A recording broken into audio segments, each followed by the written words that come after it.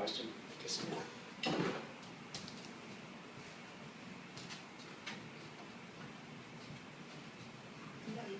오늘은 주보의 가운데 유용성 주보를 보시면서 같이 은혜를 받고자 합니다. 한 주간 이제 유용성을 가지고 이제 실천하도록 하겠습니다. 유용성의 정의를 보면 내가 섬기는 사람들의 바람을 위해 자신의 시간 일정과 우선순위를 구체적으로 만드는 것, 이게 유용성이라는 것입니다. 섬기는 사람을 위해서 시간을 섬기는 사람을 위해서 중심으로 쓰고 해야 된다는 것입니다. 반대말은 자기 중심이라는 겁니다. 그래서 우리는 하지 말아야 될 것은 내 중심, 자기 중심은 유용성에 반대된다는 것입니다. 그래서 유용성은 내가 섬기는 사람을 위해서 시간을 투자하고 물질을 투자해야 된다는 것입니다. 사람은 두 존재를 섬길 수가 없답니다. 모든 사람은 나 자신을 위해 살든지 아니면 하나님을 위해 살든지 결정을 해야 한답니다. 예수님을 따르는 사람들에게 두 주인을 섬길 수 없다고 가르쳤습니다. 우리는 하나님을 섬길지 아니면 물질을 섬길지 선택해야 된다고 말하고 있습니다. 예수님이 말씀해 주고 있습니다. 집 하인이 두 주인을 섬길 수 없나니 혹 이를 미워하고 저를 사랑하거나 혹 이를 중히 여기고 저를 경히 여길 것이니라. 너희가 하나님과 재물을 겸하여 섬길 수 없느니라 하고 있습니다. 기드온이 대낮에 바알단을 때려 부실 수가 없어서 밤에 바알 제단을 때려 부십니다. 사사기의 6장에 이렇게 나옵니다. 그래서 아버지가 섬겼던 바알 우상 제단을 바알 제단을 헐고 하나님께 참 예배를 회복한 그 부분을 사사기에서 말씀해 주고 있습니다. 그래서 이 우상을 타파하고 참 하나님을 섬기는 기드온의 모습을 통해서 우리가 종의 모습을, 유용성의 모습을 볼 수가 있습니다. 사도행전에서 사도 바울도 부를 탐하지 않고 대신에 자기 자신과 자기의 삶을 위해서 사람들의 필요를 위해서 손수 장막 만드는 일을 하였습니다. 그래서 오늘날 이렇게 선교사님들 또 주의 일을 하는 사람들이 자신의 재능을 가지고 이렇게 선교하는 일들을 보고 있습니다. 사도행전에 보면 내가 아무의 은이나 금이나 의복을 탐하지 아니하였고 너희 아는 바에 이 손으로 나와 내 동민들의 쓰는 것을 당하여 범사에 너희에게 모범을 보이는데 곧 이같이 수고하여 약한 사람들을 돕고 또 주 예수의 친히 말씀하신 바 주는 것이 받는 것보다 복이 있다 하심을 기억하였지니라 하고 바울이 이렇게 주인을 섬기는 일을 했습니다. 그리고 언제든지 두 번째 섬길 자세를 가져야 된다는 것입니다. 그 도움을 청할 때 빨리 응하는 사람, 그런 사람이 아주 중요합니다. 아무리 귀한 그릇이라도 내 손에 멀리 있으면 아무 쓸데가 없습니다. 이 가까이 당장 쓸 수 있는 이 천한 이 질그릇 같은 투가리 같은 늘상 밥상에 올릴 수 있는 된장찌개, 된장국, 청국장찌개를 끓일 수 있는 이 투가리 같은 이 그릇이 귀한 거라는 겁니다. 늘 가까이 있어서 사용할 줄 알고 쓸 수 있는 것, 이 그릇이 유용한 것이라는 것입니다. 언제든지 부르면 콜하면 당장 달라요. 예, 제가 하겠습니다 하고 이렇게 해주는 이런 사람이 아주 귀한 사람이다 라는 것입니다. 빌립이 먹을 것이 없다는 것을 알고 예수님께 어떻게 우리가 이 수많은 사람들을 먹여 살릴까 합니까? 그러니까 예수님께서 이 소년의 빵, 손에 들린 물고기와 빵을 가지고 예수님이 축사해서 많은 사람들을 이렇게 먹게 하셨다라는 것입니다. 언제든지 섬길 그런 준비가 되어 있는 사람들, 그런 사람들이 아주 중요하다는 것입니다. 저는 그 성질이 아주 급합니다. 급하기 때문에 뭔가를 하는 옆에 있어야 됩니다. 없으면 아주 제가 등짝에 막 땀이 이렇게 막 줄줄 흘러요. 그 하늘이 들어왔습니다. 제가 뭔가를 하려고 하면. 때문에 내 옆에 항상 있어줘야 돼요. 그래서 아주 뭐 이렇게 투가리 같더라도 투가리 아주 볼품없어도 좀 깨졌더라도 옆에 있어서 늘 사용하는 거 이거 아주 굉장히 좋다라는 것입니다. 룻이 이 과부가 돼가지고 원래 이방 여자가 시어머니 모시고 타협 땅에서 왔을 때 먹을 것이 없는데 보아스가 그 동네 갑부가 농사 짓는데 밀 이삭을 주는데 이 룻이 먹을 것이 없고 이렇게 힘들어할 때 곡식을 이렇게 룻 옆에 이렇게 놓아주게 하고 음식과 물을 갖다 준 그 룻의 행동을 그 보아스의 행동을 보고서 늘상 언제든지 섬길 자세를 갖는 이런 사람이 되어야 된다라고 말씀해 주고 있습니다. 또한 바울이 전도에서 제자 삼은 디도라는 제자가 있었습니다. 바울은 큰 목사라고 하면 이 디도는 새끼 목사입니다. 이 디도에게 뭐라고 했느냐면 범사에 네 자신으로 선한 일을 범사에라고 봤습니다. 범사에 네 자신으로 선한 일의 모범을 보여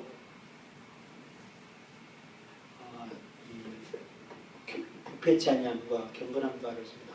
범사에 선한 일을 하라라고 말씀해 주고 있고 또 그가 우리를 대신하여 주시는 모든 불법에서 우리를 구속하시고 우리를 깨끗하게 하사 선한 일에 열심히 하는 친백성이 되게 하리라 했습니다. 또 디도서 3장 8절에 이 말이 미쁘도다 원컨대 네가 이 여러 것에 대하여 굳세게 말하라. 이는 하나님을 믿는 자들을 하여금 조심하여 선한 일을 힘쓰게 하게 하리라.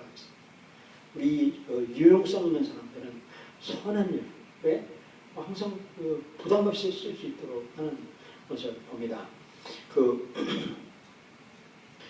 UBF라고 하는 대학생 조직들이 있어요. 조직이라고 하는데 이 UBF가 대학생들 중심으로 성경 공부를 하는 거예요. 성서 한국, 세계 선교 이런 캐치프레이를 가지고 그들을 이제 UBF 학생들의 모임인데 늘은 비밀주도 비슷해요. 교회하고 다른 이런 좀 다른 선교 단체인데 늘은 아주 진솔해서요. 이렇게 산속 같은데 그런데 이제 숙박을 하면서 라포가 형성되도록 죄를 자백해요.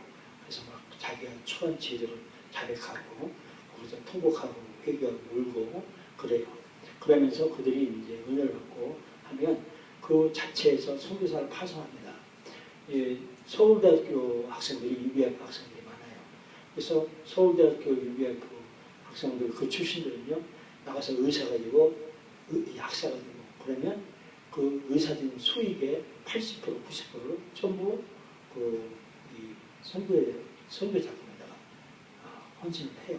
그러니까 의사면서 약사를 약국을 경영하면서 병원을 운영하면서 선교사 UBF의 출신들 세계 선교하는 선교사들에게 그렇게 자기 소득을 아낌없이 헌신하도록 해서 주님을 위해서 선한 일에 쓰여지고 있습니다. 그래서 이 신약교회의 정신도 뭐냐면 11조 정신보다 더 나아가서 자원하는 신령을 예수님도 하셨고 사도바울도 했어요. 그래서 11조 개념보다 더한 이 선교를 하도록 하라고 하고 있습니다. 이게 선한 일이에요. 그래서 어떤 사람은요, 막 그 병원 뭐 이렇게 운영하면서 또는 약국 운영하면서 선교사들이 가서 아유 우리 언제 어디 갑니다. 아유 그래서 선교사님 하고서 봉투를 막 내주고 그렇게 하고 또 땅도 내서 이렇게 지금도 하고 해요. 이런 그 마인드가 유용성이다라고 하는 것입니다.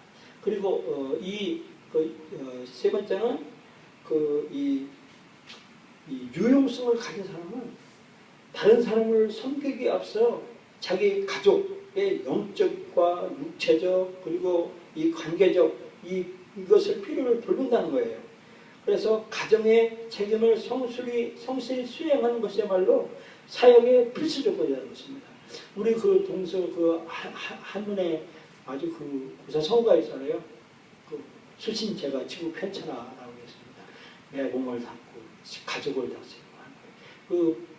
이 디모데의 감독의 자격도 자기의 아내를 가족을 이 지키는 사람이 지도자가 된다라고 했습니다. 그래서 필수 조건이에요. 이 가족을 성실히 가족의 사역대로 성실히 수행하는 것을 말씀해주고 있습니다. 예수님도 십자가에서 못 박혔을 때 제자들에게 내 어머니를 부탁한다. 라고 하는 예수님의 가족의 어머니 사랑을 말씀해주고 있습니다. 그리고 신실한 여자는 남편과 자녀를 위해서 음식과 옷을 위해서 얼른 가서 일을 해가지고 가정을 책임지는 일들을 장문에 말씀해주고 있습니다. 그리고 그 유용성 있는 사람은 자기 가족을 잘 돌봐야 한다는 것입니다. 제가 국회의원 정동제일감리교회에서 국회의원 둘 앞에서 제가 요청을 했어요. 우리 그룹으로 요청을 제가 국회의원한테 그때 윤석영 의원인가 국회의원인가 뭔가를 하여튼 제가 얘기를 했어요. 복지하는데 제가 그랬습니다. 독거노인들에게 한 달에 100만 원씩 지급해요. 우리나라에서요. 독거노인들한테. 그러니까 자녀들이요. 자기가 직접 모시면 정부에서 지원 안 받으니까 일부러 안 모시고 따로 주소를 두고 부모를 따로 독거노인 놔둬요. 그럼 정부에서 그 100만 원씩 지원해 주는 거예요. 그런데 자 보십시오. 자녀가 부모를 모시는 그 직계 가정 안에 동거인을 두면 나라에서 그 자녀에게 더 혜택을 줘야 된다. 제가 그런 아주 그 강력한 발언을 했는데 이게 국회의원인데 마인드가 그러더라고요.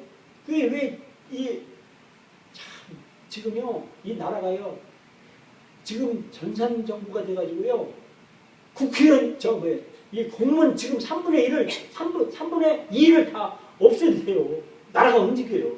지금요 괜히 지금 박근혜 정부 얼마나 지금 다음 정권 어떻게 될지 몰라.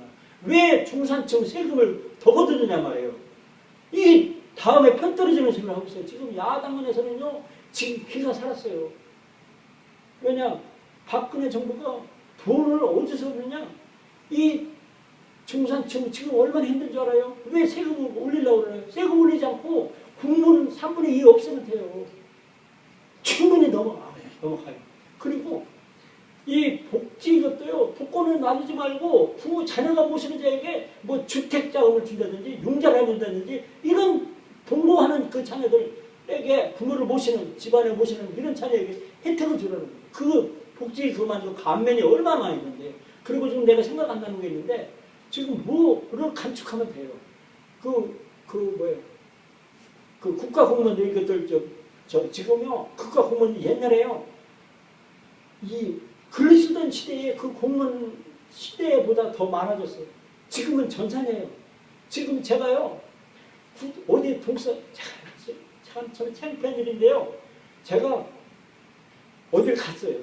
가서 그 안에 들어갈 일이 있었어요. 들어가는데요. 공무원들이 어떤 줄 아세요? 전부 막 네이버, 다음, 구글, 야후 그 참 틀어놓고 다 놀고 놀진 않겠죠. 어쨌든 일을 하는 거예요. 인터넷 하니까요. 근데 참 제가 가슴이 아팠어요. 이거 3분의 2만 줄여도 쭉 나라가 돌아가는 거예요. 이게 그런 일로 나라의 재정을 아끼고 또 지하에 뭐 내가 지금 생각 안 나요. 좀 뭐가 하면은 충분히 이 나라의 복지국으로 할 수가 있거든요. 굉장히 엉뚱한 데에서 지금 이 빈면을 주고 있어요. 그래서 지금 내가 뭐라고 하느냐면 이 가족을 잘 돌봐야 돼요. 과부가 보세요. 누구든지 진보대천서 5장 8절에 누구든지 자기 친족 특히 자기 가족을 돌보지 않냐면 믿음을 배반한 자요 불신자보다 더 악한 자니라 그랬어요. 이 과부를요 정부에서 도와주도록 이렇게 자녀들이 돌보지 않는 거예요. 이것이 기독교인들이 얘기할 일이에요. 이게 먼저 정부가 나서서 그 과부 자기 어머니 과부들을 이렇게 내팽개치 말고 자기가 그냥 국가에서 하지 않도록 이게 정말 신실하고 선한 사람이라는 것입니다. 그리고 또 주는 자가 되어야 된다라고 말씀해주고 있습니다. 이 빼앗는 자는요 일을 적게 하고 더 많이 얻어보려고 하는 사람이에요. 그런데 주는 사람은요 내가 필요를 다른 사람에게 채우려고 노력하고 있어요. 예수님은 겸손하고 후한 마음을 주고 있습니다. 누가복음 17장 7절에요. 너희 중에 네게 밭을 갈거나 양을 치거나 하는 종이 있어 밭에서 돌아오면 저더러 곧 와서 앉아서 먹으라 할 자가 있느냐. 그들이여 저더러 내 먹을 것을 예외고 때릴 때고 나의 먹고 마시는 동안에 수정 들고 노는 그 위에 먹고 마시라 하지 않겠느냐. 명한 대로 하였다고 종에게 살아갑니다. 이같이 주는 자가 되어야 된다는 것입니다. 또 야곱이 그리고 부지런하고 게으르고 열심을 품으라라고 말씀을 해주고 있습니다. 창세기의 31장에 보면 야곱이 외삼촌 라반을 위해서 그가 14년을 일을 했어요. 그런데 라반은 감사할 줄 모르고 자꾸 품삯을요 10번이나 바꿔요. 야곱에게 더 많은 것도 원하고 그랬어요. 예수 믿는 사람은 열심히 일해서 다른 사람에게 필요한 것을 주고 환대를 잘 해야 된다라고 로마에서 말씀해주고 있습니다. 부지런하게 게으르지 말고 열심을 품고 주고 섬기라라고 말씀해주고 있습니다. 그리고 또 우리 유용성 있는 사람은 간소하게 살아야 돼요. 다른 사람을 자유롭게 섬길 수 있기 위해서는 간소하게 이렇게 삶을 살아야 되는 것을 말씀해주고 있습니다. 침례 요한이요 얼마나 간소하게 살았냐면 옷이 약가털 입고 허리에 가죽도 있고 먹는 것에 맥국에 섭청을 먹고 살았어요. 그래서 그가 하나님의 위대한 예수님의 신들매를 드는 그런 위대한 일을 했습니다. 아까 장로님께서 저에게 어저께 말씀해 주셨어요. 사무엘상 25장 25절부터 28절을 읽으셔서 나발이 왜 죽었는가라고 저한테 물으셨어요. 그때 저는요 몰랐어요. 문득보고 죽었나 하면서 했습니까? 그렇게 물어보고 그랬어요. 물론 제가 알았겠죠. 근데 생각이 안 났습니다. 어저께 또 장로님 병원에 제가 가서 장로님께 말씀드렸어요. 그래서 제가 모르겠습니다 라고 했어요. 근데 제가 집에서 저 끝까지 30일째까지 읽어보니까 나발이 죽은 이유를 성경에서는 말씀하더라고요. 다윗이 나발에게 먹을 것 좀 달라. 도피할 때 배고프니까. 그러니까 나발은 갑부였어요. 근데 다윗이 어떤 의미야 난 몰라 하면서 안 줬어요. 그러니까 다윗이 뿔이 났어요. 그것을 나발의 아내 아비가일이 그 말을 듣고 급히 음식을 장만하고 손을 잡고 막 그 아이들한테 얘기해서 다윗한테 갖다 드려요. 다윗이 도피한 피하다닌 다윗에게. 그러니까 다윗이 먹고 나서 너를 축복한다 라고 한 거예요.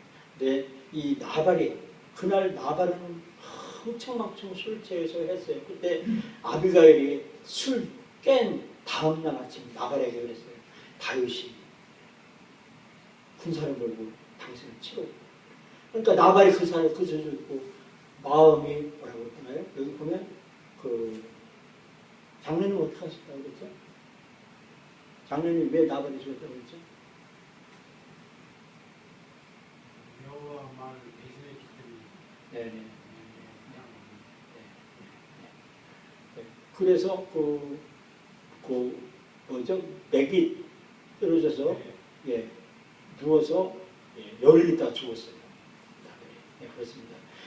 장로님께서 의사시니까 아주 이 병과 이렇게 죽음에 대해서 말씀을 연구를 많이 하시더라고요. 그래서 저한테 물어보셔서 귀한 것 제가 깨달았습니다.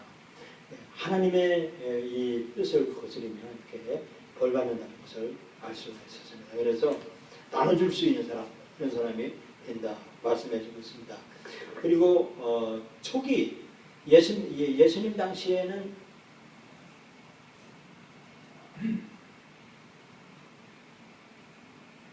그 사도행전을 말씀해주고 있습니다. 믿는 사람이 다 함께 있어 모든 물건을 서로 통용하고 또 재산과 소유를 팔아 각 사람의 필요를 따라 나눠주고 라고 했습니다. 초기 예수 믿는 사람들은 자기 소유에 집착하지 않고 자기 것을 나눠주었다는 것입니다. 이것이 유용성이고 우리가 살아서 이 땅에서 성공할 수 있는 지름길이 뭐냐 하면 내 중심으로 사는 것이 아니라 유용성 있는 삶을 다른 사람을 섬기는 사람, 이런 사람이 바로 진정한 성공자의 길을 간다라는 것입니다. 그런 삶을 사는 여러분과 제가 되기를 예수님의 이름으로 축원합니다.